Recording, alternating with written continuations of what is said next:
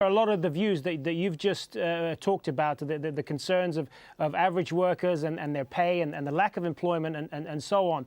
And they basically tell us, we're with you on all of these things. There are important issues that need to be addressed. But right now, the biggest problems are getting the country back on its feet, namely law and order.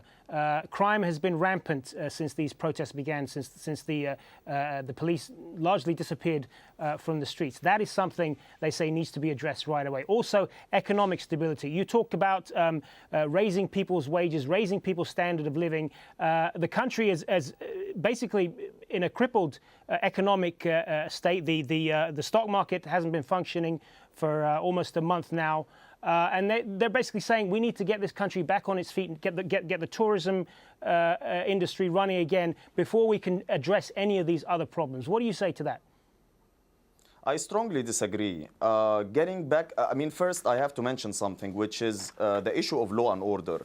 We did not have law and order under the Mubarak's dictatorship to start with. I mean, the house beside my place has been attacked twice by thugs, for example, last year, and the police never showed up despite our continuous calls. And whenever they showed up usually 3 hours, if not a day late.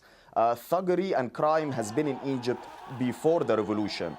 And the reports about the skyrocketing rates now of crimes and rapes are happening everywhere and this and that, they have been exaggerated largely by the regime and its cronies and by the Interior Ministry in order to convince the public that the police force should be back on the streets in its current form.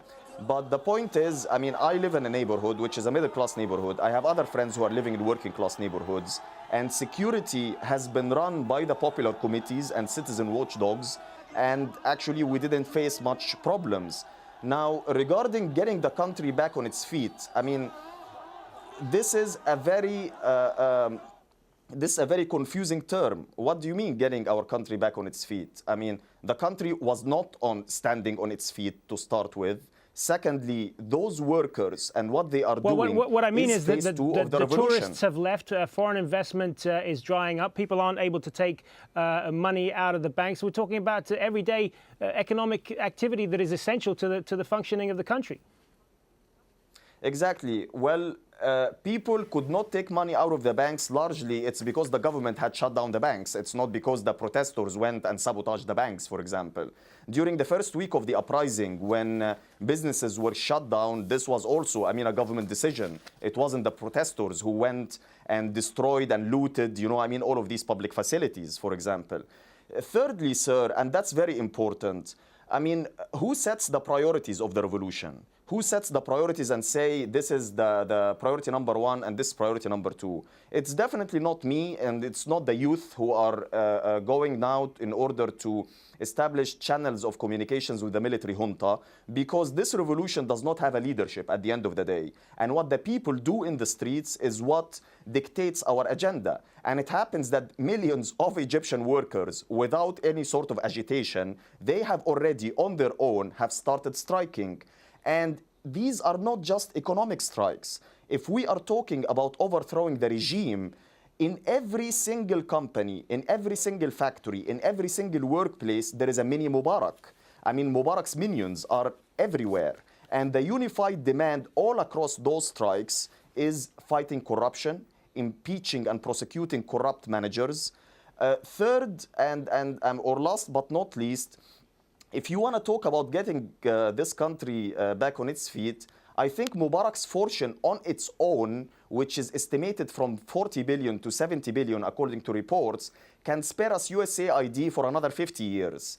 If you read Al-Ahram, and I was shocked to find out that there was a report about the fact that the current cronies being investigated by the public prosecutor, their fortunes amount to more than $250 billion Egyptian pounds. The money is there. And if the military junta was really very keen about getting this country back to its feet, just go and nationalize, this money and get us our money back. It can be solved in a matter of couple of days. But don't go and blame those strikers who are fighting for their rights, because they've waited so long for that.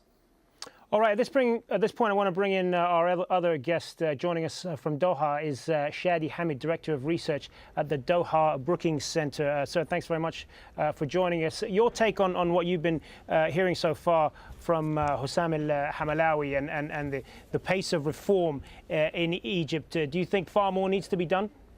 Well, there's definitely a sense of frustration now.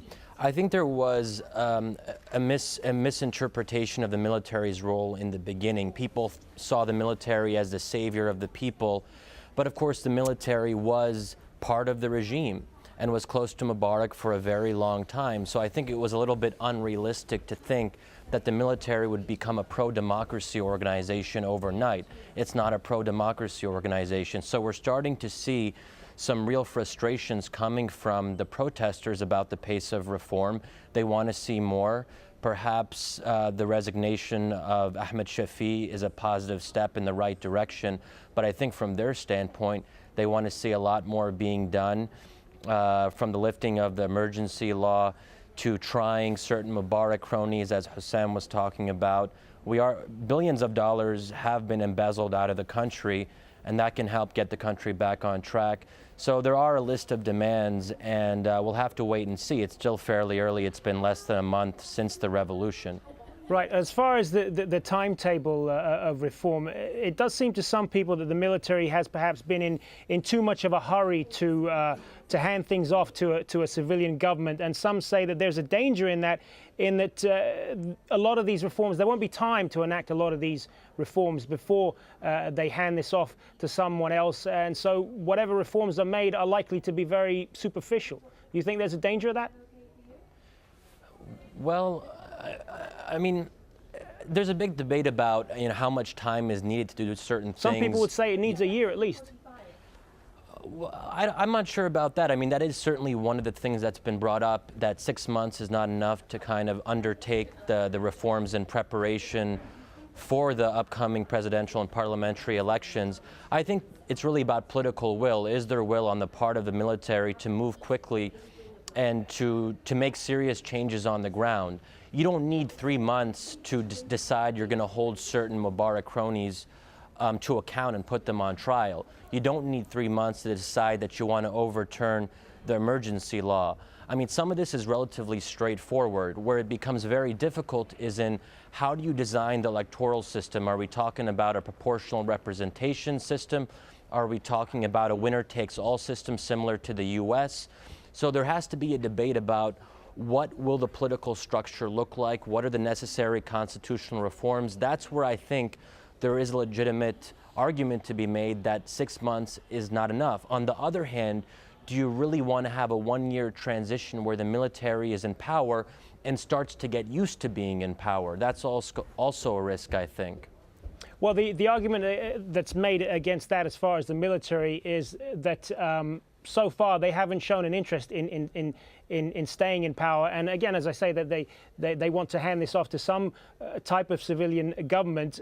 They certainly want a lot of admiration and respect with the Egyptian people for not turning their guns on their own people and for eventually forcing Mubarak out.